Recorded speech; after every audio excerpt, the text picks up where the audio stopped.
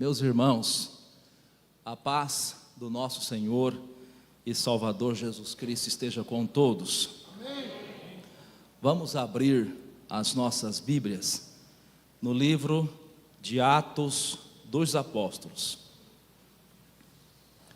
O capítulo é o capítulo de número 17, o versículo de número 22 e o versículo de número 23.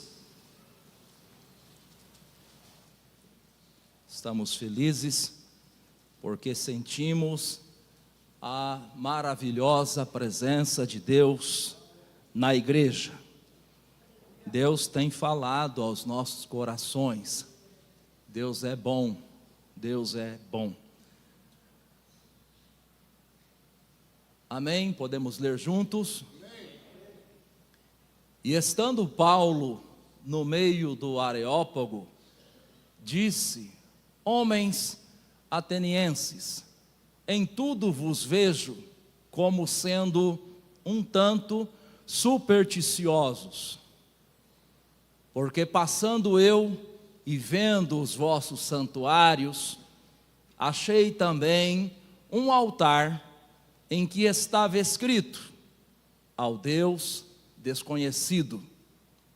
Esse, pois, que vós honrais, não o conhecendo, é o que eu vos anuncio. Podeis vos assentar.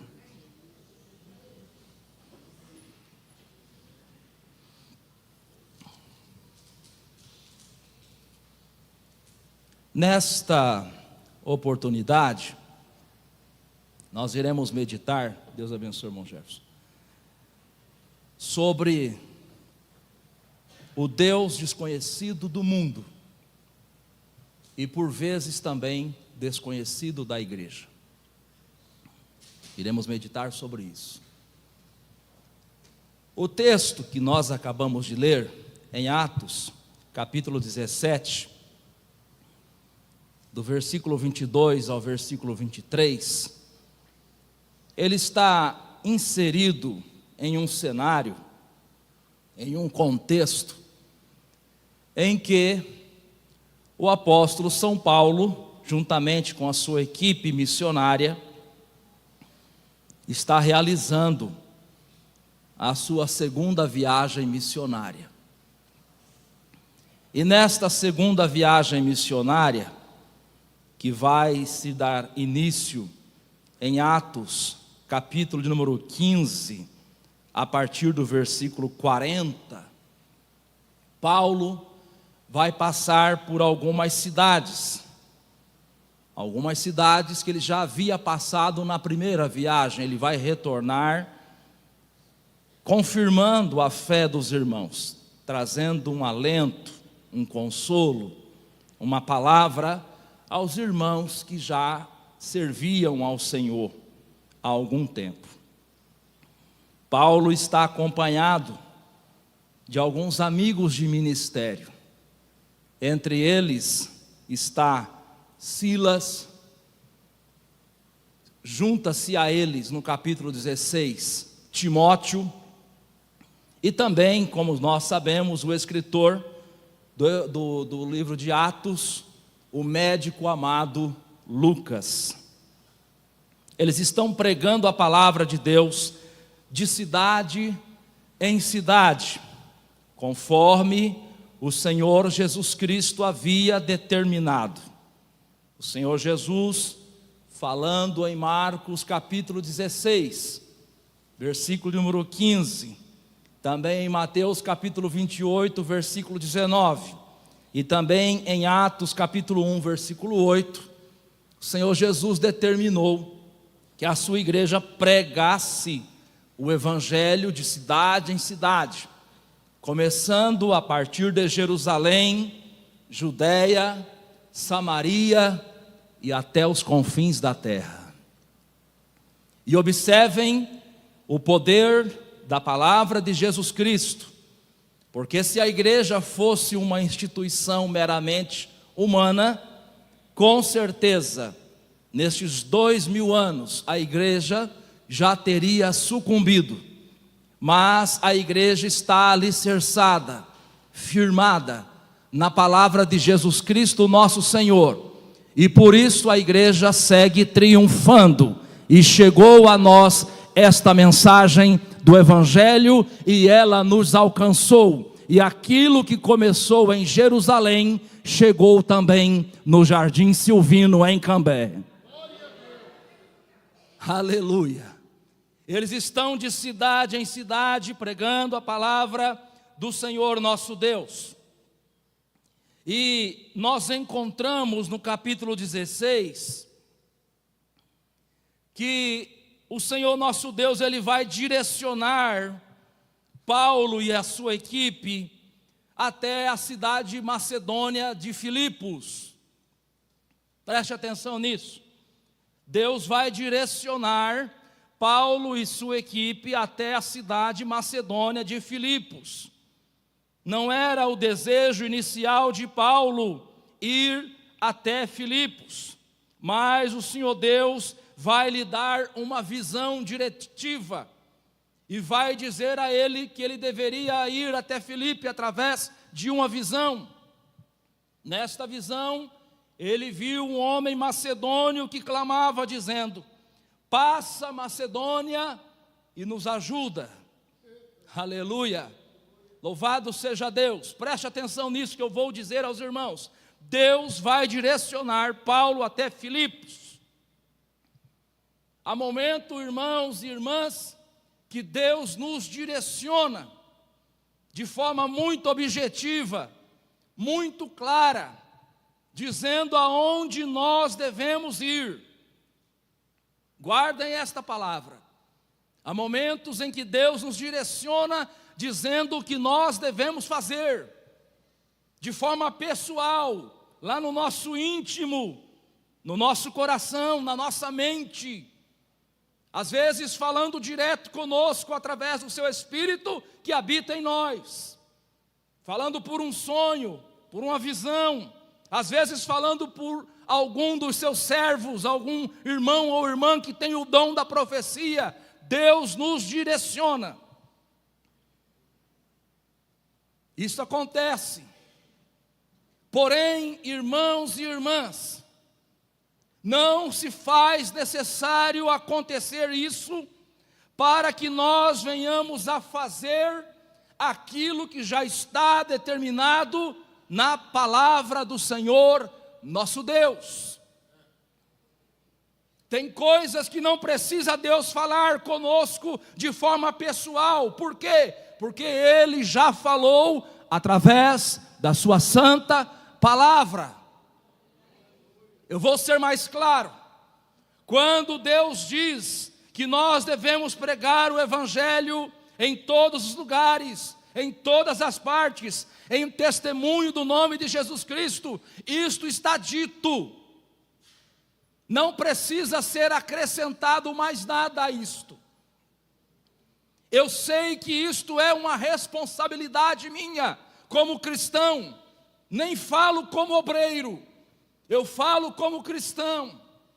Quando Deus diz na sua palavra que nós somos as suas testemunhas, que nós devemos anunciar a Jesus Cristo para o máximo de pessoas possíveis. Está dito, está revelado, não precisa de um anjo de Deus descer na igreja e reafirmar aquilo que a palavra já afirmou. Porque às vezes nós ficamos esperando uma revelação, um anjo, um profeta, um sonho, uma visão. Guardem isso que eu estou dizendo. Às vezes Deus se utiliza de uma revelação, mas para aquilo que já está escrito na Bíblia, não se faz necessário mais revelações alguma.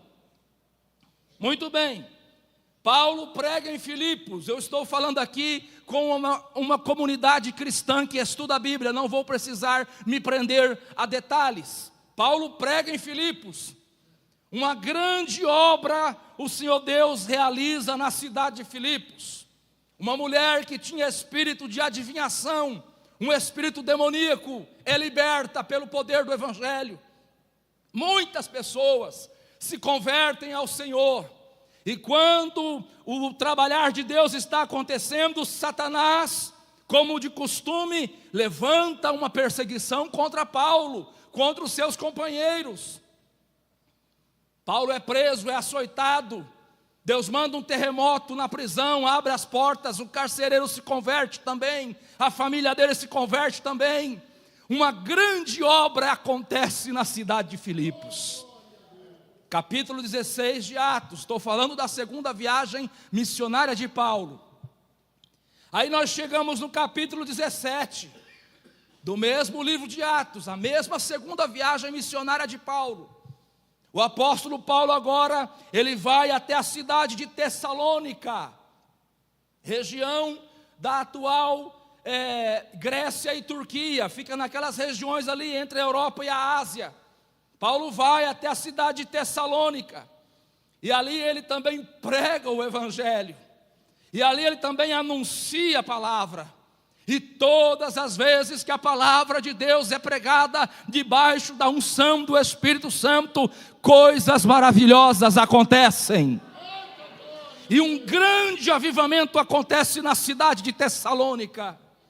Mas a Bíblia diz que naquela cidade, uns judeus invejosos, observe, irmãos, que os maiores problemas que Paulo teve no seu ministério não foi propriamente com gentios. Os maiores problemas que Paulo teve em seu ministério foi com os próprios judeus, irmãos de carne, irmãos de sangue, irmãos que eram fisicamente filhos de Abraão, assim como Paulo era. Aqueles judeus movidos de inveja levantam calúnias contra Paulo, e Paulo é obrigado a sair fugido da cidade de Tessalônica. E agora, o que fazer? Perseguição por todos os lados. O que fazer? Vamos parar? Vamos desanimar? Vamos abandonar a missão? Não, a Bíblia diz que Paulo sai de Tessalônica e vai para uma cidade próxima chamada Bereia. E lá naquela cidade ele vai até a sinagoga dos judeus novamente. Ele não foge. Não é porque em Tessalônica houve judeus que perseguiu ele, que ele deixou de falar do Evangelho para o povo judeu, para os seus nacionais, para o povo da sua nacionalidade, não. Novamente ele se renova em esperança e fé e vai pregar para os judeus na sinagoga, em Bereia. E a Bíblia diz que na sinagoga em Bereia, os judeus que ali estavam foram diferentes dos judeus de Tessalônica. E ali eles receberam a palavra de bom grado, olhando nas Escrituras, se aquilo que Paulo estava pregando era verdadeiramente assim conforme ele estava dizendo. Irmãos e irmãs, tudo que um pregador deseja, um pregador de Deus, um homem de Deus, tudo que ele deseja é um público sedento por analisar a palavra de Deus que ele está pregando. Eu não tenho medo de ter alguém analisando o que eu estou pregando. Por quê? Porque a minha pregação não se baseia em mim mesmo, nas minhas obras. A minha pregação se baseia nas Escrituras sagradas. E nas Escrituras eu estou protegido por Deus. Todo pregador que usar as Escrituras para pregar, ele tem a liberdade de falar aquilo que Deus manda, porque as Escrituras é como um escudo, é como uma barreira, protegendo ele dos ataques de Satanás e dos ataques dos invejosos. Paulo prega na cidade de Bereia, e um grande avivamento vai acontecer naquela cidade. Muita gente vai crer no Evangelho, muita gente vai aceitar o Evangelho naquela cidade, inclusive judeus. Veja como não dá para ser antissemita. Veja como não dá para classificar um povo por causa da atitude de alguns. Às vezes você prega para alguém, a pessoa te despreza, mas não abandone a tua caminhada, a tua carreira. Siga em frente, sacode a poeira dos pés, conforme Jesus falou, e vai para outro lugar, e prega naquele outro lugar, porque as pessoas são diferentes. Às vezes ontem te magoaram, ontem te rejeitaram, ontem te desprezaram, mas amanhã terá alguém com o coração aberto para ouvir a palavra de Deus na sua boca. Aleluia. Paulo prega em Bereia e muita gente se converte, mas a batalha é travada. Os judeus invejosos de Tessalônica sai de Tessalônica e vai até Bereia fazer contenda, perseguição. E mais uma vez, olha aqui, preste atenção, e mais uma vez, o missionário de Deus, o pregador da palavra, tem que sair da cidade por causa de perseguição. Quantas cidades perderam homens de Deus por não saber reconhecê-los e persegui-los? Quantas igrejas perdem homens de Deus por não saber reconhecê-los e persegui-los? Paulo sai de Bereia mais uma vez por causa de perseguição, mas ele abandona o barco? Ele volta para trás? Não. A Bíblia vai dizer que Paulo sai de Bereia e agora ele vai para a cidade de Atenas.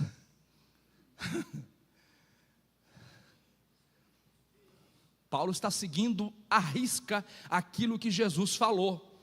Em Lucas, o Senhor Jesus, ou seja, em Mateus capítulo 10, versículo 11 ao versículo 15, o Senhor Jesus, ensinando os seus discípulos sobre a missão, ele falou: olha, se vocês chegarem numa cidade, e o povo da cidade receber vocês, maravilha. Mas se vocês chegarem numa cidade, e o povo não receber vocês, sacode até a poeira dos pés, e vai embora para outro lugar. Não se trata de ser um fujão, se trata de cumprir o que Jesus falou. Quem perde é a cidade. Paulo sai de Bereia e vai para Atenas.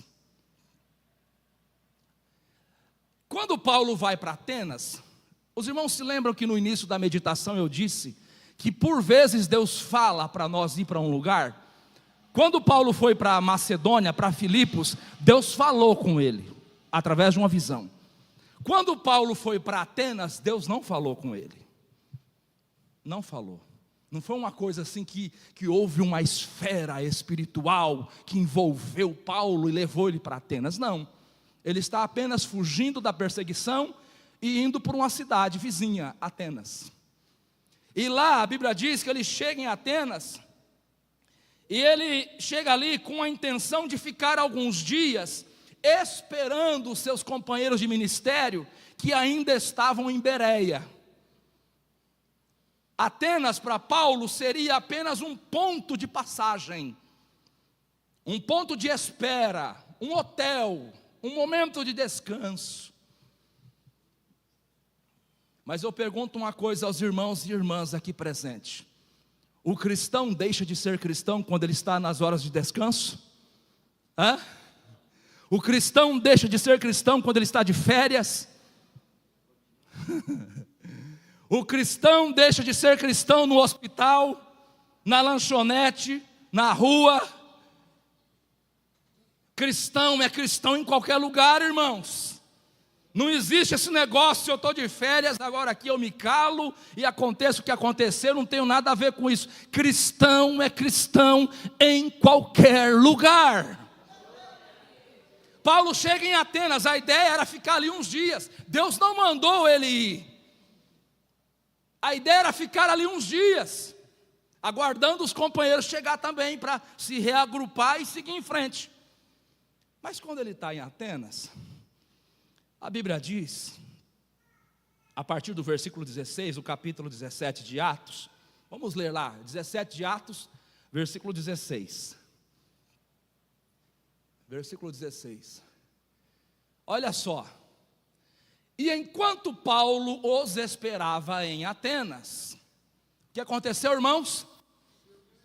Quem pode ler junto aí? 1, 2, 3. O seu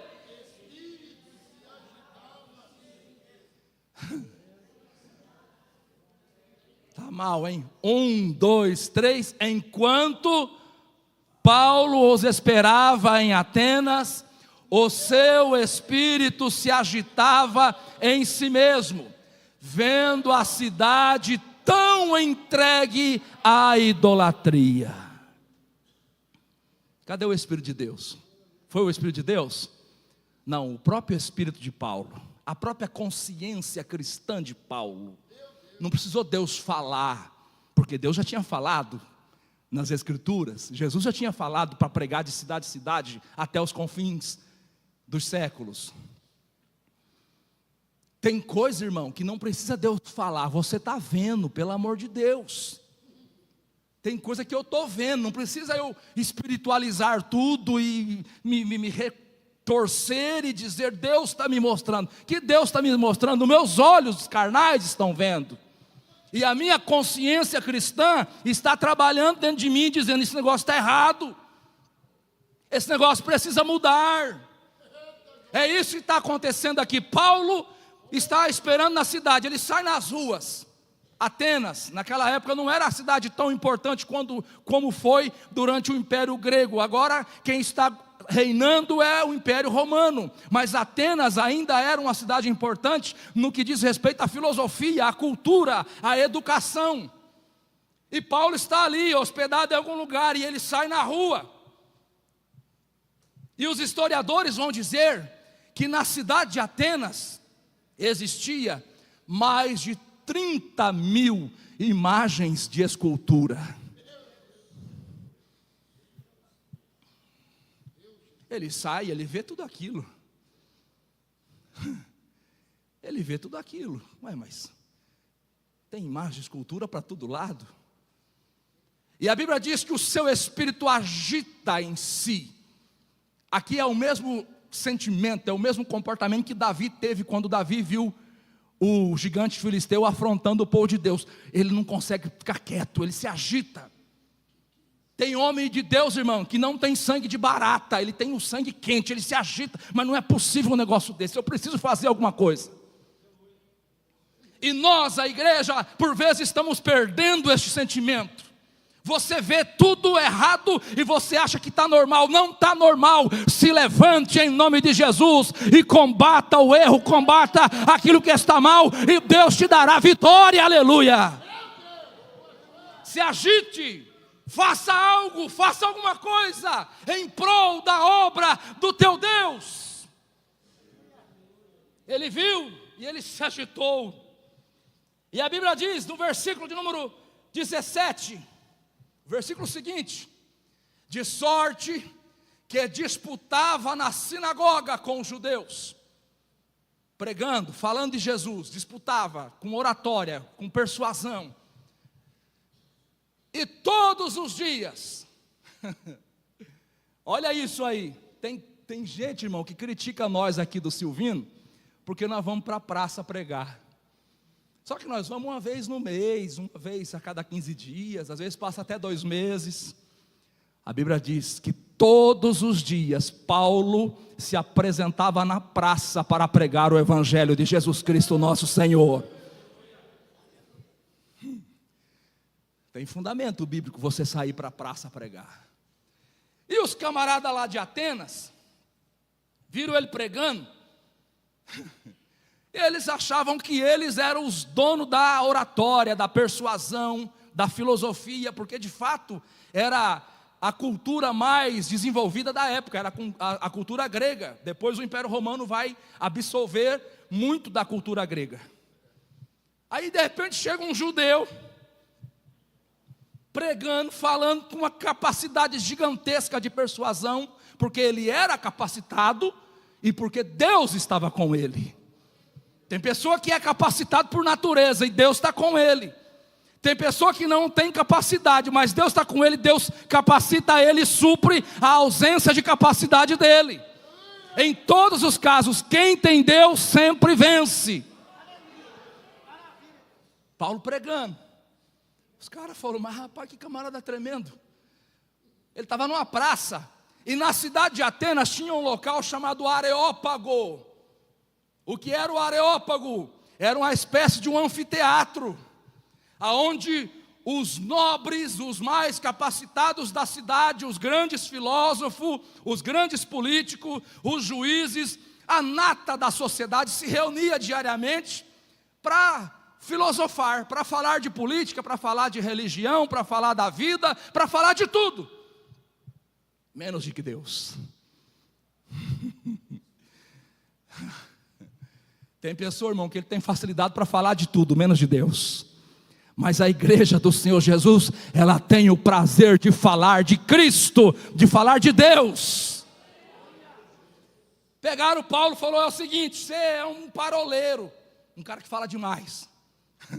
Acusaram ele de ser um falastrão. Você é um paroleiro. É o seguinte, você quer falar? Vem cá, vamos lá para o Areópago, lá é o lugar apropriado para você falar. Aí Paulo está indo com eles. Imagine as ruas cheias de idolatria, cheias de altares, altar para tudo quanto é tipo de Deus. Tinha de tudo lá. Parece até a música de um antigo cantor que falava dos deuses, né? Que ele tinha Deus para cada uma das coisas. Ele tinha até o Deus São Cadeado para guardar o portão. Tinha Deus para tudo lá. E Paulo, como não é bobo nem nada, ele andando, chega num lugar, ele vê um altar que não tinha nenhuma imagem de idolatria naquele altar. Tinha apenas uma plaquinha escrito: ao Deus desconhecido. Paulo startou na hora. A capacidade de Paulo era tremenda, irmão Aguinaldo. Startou na hora. Opa, é por aqui que eu vou começar a minha pregação. O Deus desconhecido. Tarabagassune calamandacaya. Paulo começa pregando para eles: este Deus desconhecido que vocês estão honrando sem mesmo conhecer, este é o Deus que eu sirvo, o Deus que criou os céus e a terra, o Deus que criou todas as coisas. É desse Deus que eu vou falar para vocês nesta oportunidade. Aleluia! É intrigante, é impressionante que o Deus que tenha criado todas as coisas seja o Deus menos conhecido. Essa semana o Vaticano consagrou a santo um garotinho brasileiro. Diz que é o santo da pós-modernidade, da tecnologia. Consagrou a santo.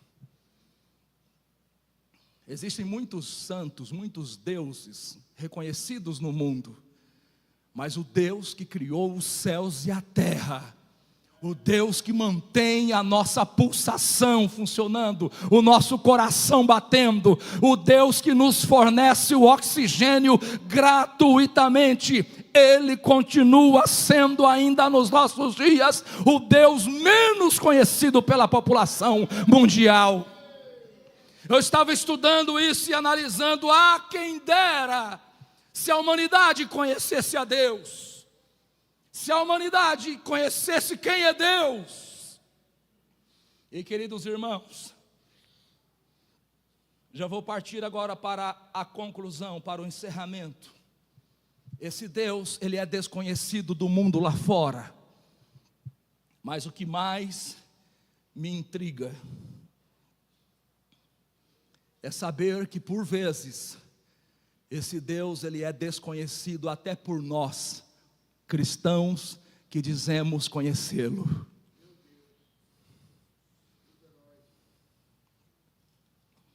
Por favor, irmão, projeta para nós aí, no livro do profeta Isaías, capítulo 1, versículo de número 3. Livro do profeta Isaías, capítulo 1, versículo 3. O boi conhece o seu possuidor, e o jumento a manjedoura do seu dono.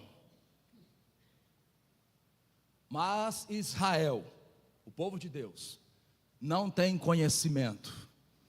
O meu povo não entende.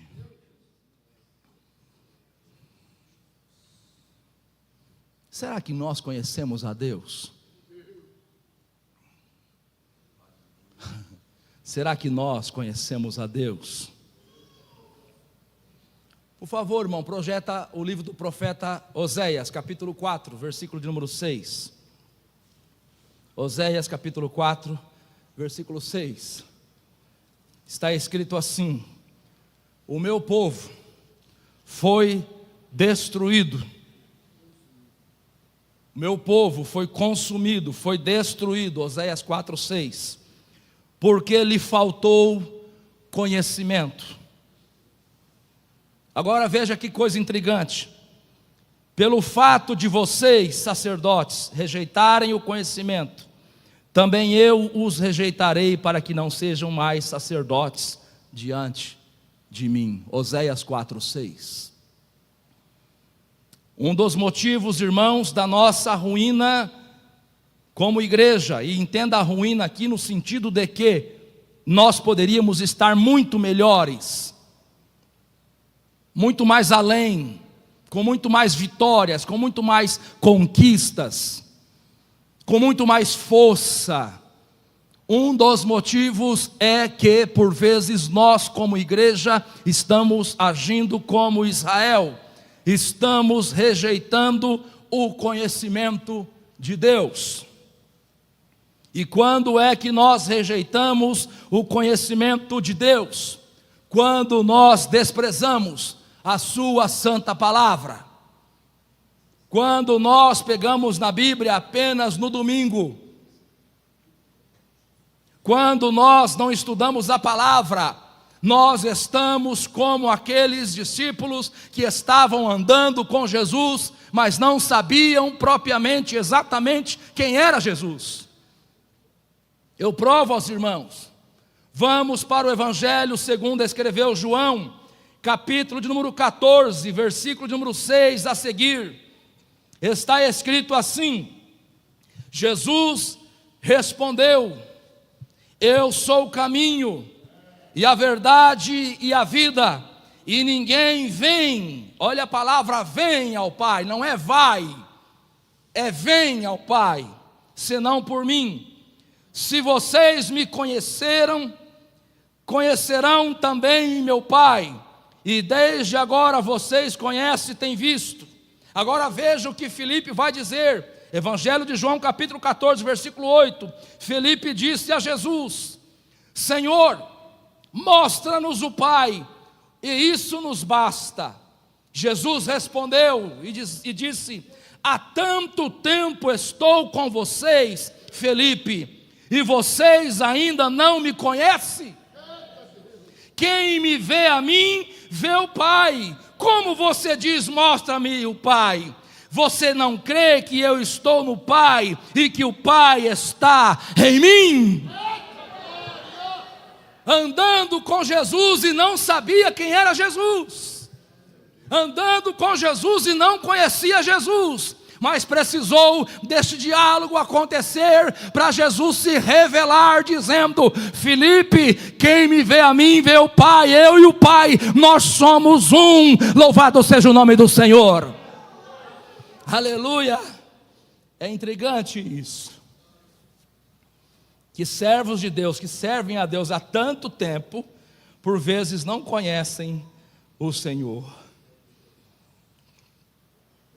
Nós temos na Bíblia, estou partindo para a conclusão, nós temos na Bíblia um homem que foi tremendamente abençoado por Deus, na capacidade de se manter fiel ao Senhor, e este homem é Jó. Jó era um servo de Deus, autêntico, genuíno, que se desviava do mal, mas após Jó passar por aquele processo que vai moê-lo, que vai arrancar dele tudo quanto ele tinha, e após Jó questionar a Deus, e Deus se apresentar a ele, e fazer a ele algumas perguntas, e mostrar a ele o seu poder, a sua grandeza, em meio àquela tribulação que Jó estava enfrentando, Jó vai dizer, no seu livro, no capítulo de número 42, no versículo de número 5, é intrigante isso que ele vai dizer: com o ouvir dos meus ouvidos ouvi, mas agora te veem os meus olhos. Outra tradução vai dizer: eu conhecia Deus de ouvir falar, mas agora os meus olhos te veem. Querido irmão e irmã que está presente nesta reunião, nesta noite, você que está passando por provações, saiba, em nome de Jesus, receba esta palavra. Essa provação não é para te destruir, esta provação é para que você venha a conhecer melhor o teu Deus. Deus te dará vitória em meio a esta luta, e você vai dizer como Jó: os meus olhos estão contemplando o Senhor, os meus olhos estão vendo o Senhor, Ele está me dando vitória em meio às provações da vida. Você pode adorar ao nome de Jesus Cristo. Aleluia, aleluia. Conhecer a Deus. Experiências na igreja, tempo de cristão, não significa conhecer a Deus. Mas quando a palavra de Deus se revela aos nossos corações, aí sim nós conhecemos a Deus. O tempo está acabando, eu vou ser bem breve. Em Lucas capítulo 24, a partir do versículo 13, a Bíblia vai falar de quando Jesus se encontra após ressuscitar com os discípulos no caminho de Emaús. Os irmãos que são estudiosos da palavra sabem, Jesus vai andar com ele, vai conversar com eles, e a Bíblia diz que eles não reconhecem Jesus. Às vezes, irmão, Deus está do teu lado e você não está vendo. No meio desta tua luta, no meio desta tua tristeza, desta tua angústia, em nome do Senhor dos Exércitos, eu te digo: o Senhor está do teu lado. Deus está caminhando com você. Ele vai te alegrar, Ele vai te dar forças, Ele vai te dar vitória. Não pense que você está sozinho. Jesus está do teu lado. Eles caminham com Jesus. Vou resumir. Aí chegam em casa, vão cear, vão se alimentar. E aí eles, como Jesus em tese era o visitante, eles dão o pão para Jesus dar graça. Aí Jesus pega o pão, aquelas mesmas mãos que foram perfuradas no madeiro por mim e por você. Jesus pega o pão, dá graças e parte. Naquele momento, houve um start, e eles reconheceram que era Jesus. Só que eles abrem os olhos, já não vê mais ele. Mas aí eles dizem uma palavra curiosa. Eles conversam entre si e dizem: porventura não ardia os nossos corações quando ele falava conosco? A palavra de Deus nos revela quem é Jesus. A palavra de Deus nos mostra quem é Jesus. É através da palavra que eu conheço Jesus. Não preciso de uma imagem de escultura para saber quem é meu Deus. A palavra dele já me revela. E um dia, se eu permanecer fiel até o fim, eu o verei como ele é. E você também vai ver ele junto com a igreja nos céus de glória. Aleluia. Aleluia.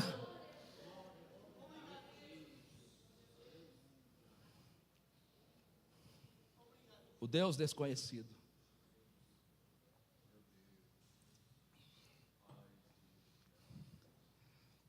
Esse Deus, ele tem muitas facetas, ele tem muitas características, ele tem muitas qualidades. E eu encerro dizendo que esse Deus, por vezes desconhecido da igreja, assim como ele é desconhecido do mundo, ele é um Deus de misericórdia. Ele é um Deus de misericórdia. Os Salmos de número 116, versículo de número 5, vai afirmar isso, que Deus é um Deus de misericórdia, piedoso e justo é o Senhor. O nosso Deus tem misericórdia. Eu estava estudando isso, irmãos. E aí eu afirmo à igreja que eu me incluo, não sou daqueles que pregam para a igreja e fica fora, eu me incluo. Nós por vezes não conhecemos o nosso Deus. O que você no lugar de Deus faria com Davi? Após Davi adulterar com uma mulher, engravidar ela e mandar matar o marido dela.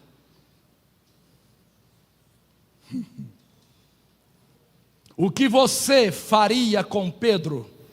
Após em uma reunião pública Pedro negar você por 3 vezes, dizendo: eu não conheço essa pessoa, nunca vi, nunca me relacionei com ele. Estou resumindo. O que você faria com o filho pródigo? Após ele pegar toda a riqueza que você acumulou durante anos, partir para o mundo e gastar com meretrizes, e depois voltar como um porco, todo rasgado, fedido e sujo, pobre, miserável, o que você faria? O que a igreja faria? Ah, seu excomungado, você voltou 6 meses de banco. Veja, não sou contra a disciplina, só estou trazendo dentro desse contexto da misericórdia. O Davi que traiu, adulterou, mandou matar o marido, Deus perdoou e restabeleceu ao trono. E usou de forma tremenda para escrever vários salmos, inclusive o Salmo 51, que é a esperança de todo aquele que peca no pecado de adultério. A congregação cristã vai dizer que o pecado de adultério não tem perdão. Eles precisam se entender com Davi. O Pedro que negou Jesus 3 vezes, Jesus ressuscita, vai ao encontro dele, ele está falido, sem nenhum peixe no barco. Jesus, vem para cá, eu tenho peixe quentinho aqui na brasa, para vocês se alimentarem. E ele chega, Jesus: Pedro, você me ama? Sim, Senhor, tu sabes que eu te amo. Então, Pedro, apacenta as minhas ovelhas. Você daria uma igreja para alguém que te negou? Você daria uma igreja para alguém que blasfemou a teu respeito, dizendo: eu não conheço, nunca vi, nem sei quem é? O filho pródigo volta para casa todo fedido, sujo, rasgado, barbudo, cabeludo, pobre, miserável. O pai manda que seja feita uma festa para receber aquele filho em casa. E quando o filho mais velho chega emburrado e diz: como é que o senhor faz uma coisa dessa? Faz uma festa para esse que gastou a tua fortuna. O pai diz: meu filho, se alegra, porque este estava perdido, foi achado, estava morto, reviveu. Vamos se alegrar, aleluia. Uma alma vale mais que o mundo inteiro.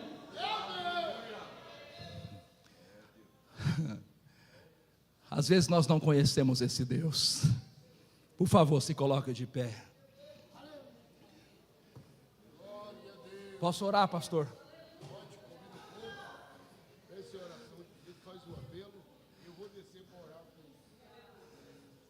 Esse é o Deus das misericórdias, e Ele está aqui nesta noite para te abençoar, para te receber, para te ajudar, para te curar, para te restaurar. Os irmãos que precisam de oração com unção, vem aqui à frente rapidinho, o pastor vai estar orando por vocês. E eu quero perguntar, mediante esta palavra de esperança que apresenta o Deus que é um Deus misericordioso, quero perguntar se tem alguém no nosso meio, preste atenção, que está desviado dos caminhos do Senhor, como o filho pródigo esteve um dia, e você deseja se reconciliar com o Senhor nesta noite. Ele está aqui para te receber. Aonde está você? Levante assim a sua mão, nós iremos orar por sua vida. Temos alguém que deseja se reconciliar com Jesus? Levante assim a sua mão. Temos alguém que deseja aceitar a Jesus nesta noite, e a partir de hoje ser um crente fiel, servindo ao Senhor? Deus vai te dar graça, Deus vai te dar força. Ele está no nosso meio nesta noite para te abençoar. Temos alguém? Levante assim a sua mão, nós iremos orar por você. As horas passam rapidamente, o tempo trabalha contra nós. Temos alguém que deseja aceitar a Jesus nessa noite?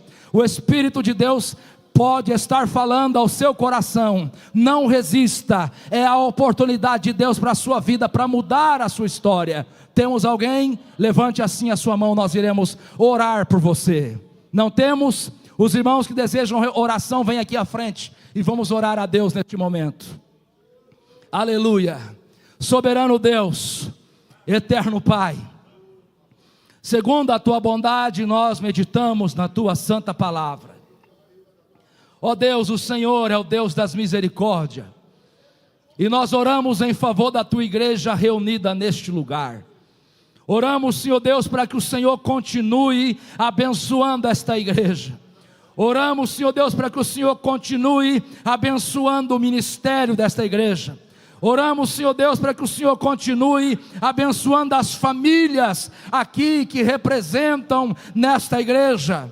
Ó Deus, no nome de Jesus, abençoe esta irmã, abençoe este irmão, alcance ele e ela com a tua graça, com a tua misericórdia.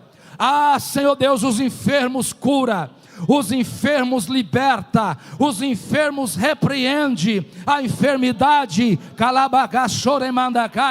do alto da cabeça, a planta dos pés, vai queimando, Senhor Deus, toda a enfermidade, todo o mal. Ó querido Espírito Santo, abre as portas para os teus servos, abençoe os teus servos no decorrer desta semana. Ó Espírito de Deus, no nome de Jesus, abençoe as crianças, os jovens, os obreiros, as irmãs do ciclo de oração, os departamentos, a banda, Arabagassuri Bandegácia, abençoe a tua igreja, no nome de Jesus Cristo nós te pedimos, aviva a tua obra, abençoe a tua obra, continua nos dando da tua boa e santa palavra. Ó Deus, abençoe o teu povo, responda às orações, no nome de Jesus, no nome de Jesus. Aleluia.